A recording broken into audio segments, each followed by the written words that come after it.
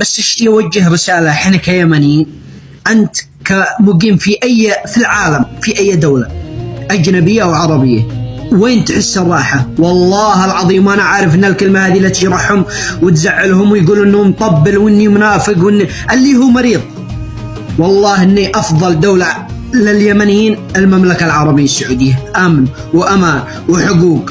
ما تحس يا رجال، غض النظر عن السيء، لا تكون فرضا شخص سيء نعم البلد كامل، لا، يمكن انت كفيلك سيء فخلاص تشوف الناس سيئين، لا، انا مرتاح، غيري مرتاح، فاغلبيتنا مرتاحين. والله اني افضل دولة عربية للشعب اليمني المملكة العربية السعودية.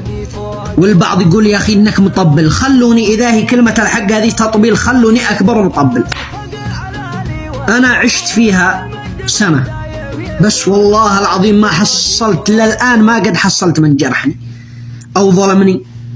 يا أخي لا نكون نعم، الرجال السيء يمثل نفسه ولا يمثل شعب. وأتمنى أنك أنتوا تشوفوا اليمنيين اللي في داخل أوروبا وداخل أمريكا كيف كل فترة ونزلوا لنا اغتالوا فلان، قتلوا يمني، دخلوا يسرقوا محلات. ما فيش، والله العظيم ما في أحسن من البلد هذه. وأنا عارف إن البعض لا تزعل ولا يكتسر راسه، بس والله العظيم لا أقول كلمة الحق وأنت تضرب براسك. وتحياتي.